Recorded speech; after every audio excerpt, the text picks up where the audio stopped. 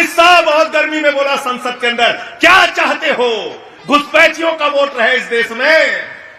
मैंने पलट के पूछा, 80 लाख वोट तुम लोगों ने काटा बेईमानों बिहार के अंदर, बताओ कितने घुसपैठिए थे। क्या 80 लाख घुसपैठिए बिहार में थे? अगर 80 लाख घुसपैठिए बिहार में थे तो किस बात के तुम गृह मंत्री हो, किस बात के मोदी जी प्रधानमंत्री हैं? पहले अपना इस्तीफा देश के सामने दो, तुमको पद पर रहने का अधिकार नहीं है। कौन हो तुम लोग, बताओ जरा। बेईमानों, 11 साल से तुम्हारी सरकार है, जितने बांग्लादेशी पाकिस्तानी थे उनको क्यों नहीं तुमने बताया अब तक? अजब सनक सवार है तुम्हारे ऊपर, अजब सनक सवार है। ये कैसा बांग्लादेशी है, सिर्फ चुनाव में आता है, सिर्फ चुनाव में, न चुनाव के पहले न चुनाव के बाद, जैसे चुनाव आता है बांग्लादेशी आ जाता है। सत्ता की गर्मी अगर उतारना है तो ठंडी के महीने में पैदल तो चलना पड़ेगा। और सत्ता की गर्मी किसके दिमाग पर चढ़ी हुई है? वो सत्ता की गर्मी चढ़ी हुई है नरेंद्र मोदी के दिमाग पे, वो सत्ता की गर्मी चढ़ी हुई है अमित शाह के दिमाग पे, वो सत्ता की गर्मी चढ़ी हुई है उत्तर प्रदेश के मुख्यमंत्री योगी आदित्यनाथ जी के दिमाग पे। साथियों और दोस्तों, 3.5 करोड़ वोट उत्तर प्रदेश में काटा जा रहा है। 25-26 तारीख को लिस्ट सामने आ जाएगी, दूध का दूध पानी का पानी हो जाएगा। आज उत्तर प्रदेश में 3.5 करोड़ वोट काटने के बाद जरा आप मुझको बताओ, क्या चुनाव का कोई मतलब बचेगा क्या? चुनाव का कोई मतलब बचेगा क्या? चुनाव का कोई मतलब बचेगा? कोई मतलब नहीं बचेगा। मैं चिल्ला रहा था बिहार में, कह रहा था बार बार, एसआईआर हुआ तो बीजेपी और जेडीयू जीतेगी, एसआईआर हुआ तो बीजेपी और जेडीयू जीतेगी, एनडीए जीतेगी। पहले ही ज्ञानेश कुमार ने सर्टिफिकेट मोदी जी के घर पे पहुंचा दिया है। मेरी बात कोई नहीं सुन रहा था। अब तक मैंने सुना था साइकिल चोर होते हैं, घड़ी चोर होते हैं, कार चोर होते हैं, बाइक चोर होते हैं, पर्स के चोर भी मैंने सुना था। लेकिन हिंदुस्तान में एक पार्टी ऐसी आ गई, भारतीय जनता पार्टी, जो वोट चोर पार्टी है, वोट चोर पार्टी। तो इससे हमें अपना वोट बचाना है। ये वोट की ताकत जो आपको मिली, ये किसी भारतीय जनता पार्टी के बलिदान से नहीं मिली, याद रखना। ये वोट की ताकत जो आपको मिली, ये किसी बीजेपी वाले के पुरखे के बलिदान से नहीं मिली।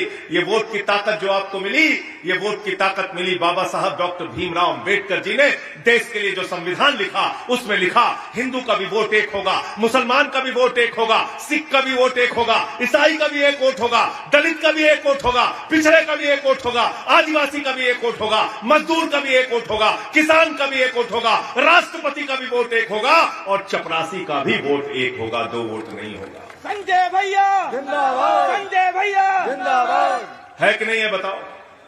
देश का प्रधानमंत्री अगर आपके आगे झुकता है तो क्यों झुकता है? क्योंकि आपके पास वोट की ताकत है, क्योंकि आपके पास वोट की ताकत है। देश उत्तर प्रदेश का मुख्यमंत्री अगर आपके आगे झुकता है तो क्यों झुकता है? क्योंकि आपके पास वोट की ताकत है। बड़े बड़े नेता, सांसद, विधायक, मंत्री आपके आगे झुकते हैं तो क्यों झुकते हैं? वोट की ताकत है, वोट की ताकत है। जिस दिन वोट की ताकत छीन लिया, किसी को भी किसी चौराहे पे खड़े होकर पीटो, किसी को भी जेल में कॉलर पकड़ के बंद कर दो, किसी को भी कोई अत्याचार और अन्याय करो, कोई आपको पूछने वाला नहीं, क्योंकि आपके पास वोट की ताकत नहीं है। और वोट की ताकत खत्म हो गई तो आपका फ्री राशन खत्म, अगर वोट की ताकत खत्म हो गई तो आपका आयुष्मान कार्ड खत्म। अरे वोट ही नहीं तो किस बात का आयुष्मान, किस बात का राशन, किस बात का ईडब्ल्यूएस का सर्टिफिकेट, किस बात का निवास प्रमाण पत्र, किस बात का पीएम आवास योजना का लाभ? अरे वोट काटेंगे तो सब कुछ आपका कट जाएगा। और मुख्यमंत्री योगी आदित्यनाथ ने तो एक हाथ और आगे बढ़कर कह दिया, मोदी जी तो एक हाथ और आगे बढ़कर कह रहे हैं, मोदी जी ने बयान दिया, इस देश में घुसपैठियों का वोट काटा जाएगा। क्या बोला मोदी जी ने? क्या बोला? घुसपैठियों का वोट काटा जाएगा। अमित शाह बहुत गर्मी में बोला संसद के अंदर, क्या चाहते हो, घुसपैठियों का वोट रहे इस देश में। मैंने पलट के पूछा, 80 लाख वोट तुम लोगों ने काटा बेईमानों बिहार के अंदर, बताओ कितने घुसपैठिए थे? क्या 80 लाख घुसपैठिए बिहार में थे? अगर 80 लाख घुसपैठिए बिहार में थे तो किस बात के तुम गृह मंत्री हो, किस बात के मोदी जी प्रधानमंत्री हैं? पहले अपना इस्तीफा देश के सामने दो, तुमको पद पर रहने का अधिकार नहीं है। कौन हो तुम लोग, बताओ जरा। और अगर 80 लाख घुसपैठिए बिहार के अंदर थे तो बताओ कहां है उनका डिटेंशन सेंटर? मैं अपनी आंखों से देखना चाहता हूं, बताओ किस डिटेंशन सेंटर में उनको रखा है तुमने? झूठी बातें करते हो आप लोग, देश में माहौल बिगाड़ने का काम करते हो। मैं बताता हूं बिहार में कितने घुसपैठिए आए थे, और इसको नोट करके जाकर पूछना बीजेपी वालों से, और चुनाव आयोग का कोई अधिकारी आए तो उससे भी पूछना, बोलना कि संजय सिंह बता के गए थे पाकबाड़ा में। पूरे बिहार में एसआईआर चलाया, 8 करोड़ जनता को परेशान किया, और कुल वहां पर मिले 315 बांग्लादेशी, 315 विदेशी नागरिक, बांग्लादेशी नहीं, 315 विदेशी नागरिक। उसमें मुसलमान कितने थे? 78। मुसलमान कितने थे? बाकी कितने थे? नेपाल के हिंदू।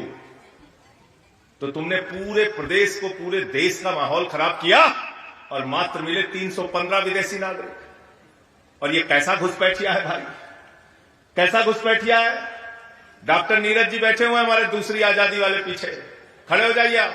ये कैसा घुसपैठिया है, जहां जहां चुनाव होता है वहीं घुसपैठिया जाता है। झारखंड में चुनाव था, बांग्लादेशी आ गए, बांग्लादेशी आ गए, बांग्लादेशी आ गए। दिल्ली में चुनाव हुआ, बांग्लादेशी आ गए, बांग्लादेशी आ गए, बांग्लादेशी आ गए। हरियाणा में चुनाव था, बांग्लादेशी आ गए, बांग्लादेशी आ गए, बांग्लादेशी आ गए। महाराष्ट्र में चुनाव था, बांग्लादेशी आ गए, बांग्लादेशी आ गए, बांग्लादेशी आ गए। बिहार में चुनाव है, बांग्लादेशी आ गए, बांग्लादेशी आ गए, बांग्लादेशी आ गए। उत्तर प्रदेश में चुनाव है, बांग्लादेशी आ गए, बांग्लादेशी आ गए। ये कैसा बांग्लादेशी है? सिर्फ चुनाव में आता है, सिर्फ चुनाव में, न चुनाव के पहले न चुनाव के बाद। जैसे चुनाव आता है बांग्लादेशी आ जाता है, बांग्लादेशी आ जाता है। 11 साल से इस देश में कौन प्रधानमंत्री है? सबाजीत सिंह है क्या प्रधानमंत्री? नहीं। ये दिलीप पांडे गृह मंत्री है क्या? नहीं। ये संजीव झा है क्या उत्तर प्रदेश के मुख्यमंत्री? नहीं। तो बेईमानो, 11 साल से तुम्हारी सरकार है। जितने बांग्लादेशी पाकिस्तानी थे उनको क्यों नहीं तुमने बताया अब तक? क्यों नहीं बताया? इंतजार कर रहे थे कि चुनाव आएगा तो देश का माहौल बिगाड़ेंगे, उत्तर प्रदेश का माहौल बिगाड़ेंगे। अब कह रहे हो डिटेंशन सेंटर में रखेंगे। तो क्या 3.5 करोड़ लोग उत्तर प्रदेश के जो लोग और वोट काटेंगे उनका, आपके हिसाब से वो घुसपैठिए हैं, तो क्या आप उनको डिटेंशन सेंटर में रखोगे? क्या हमारा दलित डिटेंशन सेंटर में रहेगा? यादव डिटेंशन सेंटर में रहेगा? क्या उत्तर प्रदेश के पासी समाज के लोग डिटेंशन सेंटर में रहेंगे? क्या कुर्मी समाज के लोग डिटेंशन सेंटर में रहेंगे? मैं उत्तर प्रदेश की सरकार को चेतावनी देना चाहता हूं, योगी मोदी की डबल इंजन की सरकार को चेतावनी देना चाहता हूं। इन 3.5 करोड़ लोगों में से किसी भी लोगों को गलत ढंग से अगर डिटेंशन सेंटर में रखने का काम किया तो उसकी ईंट तोड़कर उस डिटेंशन सेंटर को खत्म कर दिया जाएगा। मैं आपसे कहना चाहता हूं, अजब सनक सवार है तुम्हारे ऊपर, अजब सनक सवार है। हमारे बच्चों के लिए स्कूल मांगते हैं, स्कूल नहीं, मिड डे मील में नमक रोटी खाने को देते हो, अस्पताल में मोमबत्ती में ऑपरेशन होता है। उत्तर प्रदेश के अंदर सड़कों का निर्माण करने के लिए पैसा नहीं।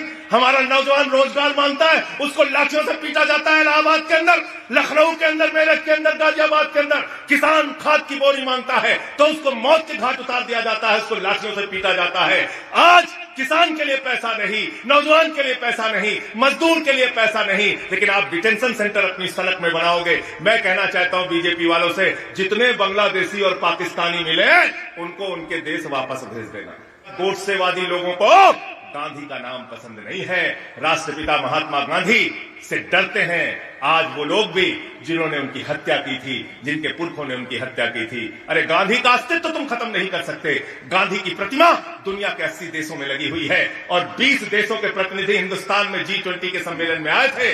भारत के प्रधानमंत्री राजघाट पर लेकर उनको गए। उन तमाम देशों के राष्ट्राध्यक्षों को सर झुकाना पड़ा। कहां? गांधी की प्रतिमा, गांधी की समाधि के आगे। यह है गांधी की ताकत, यह गांधी क्या।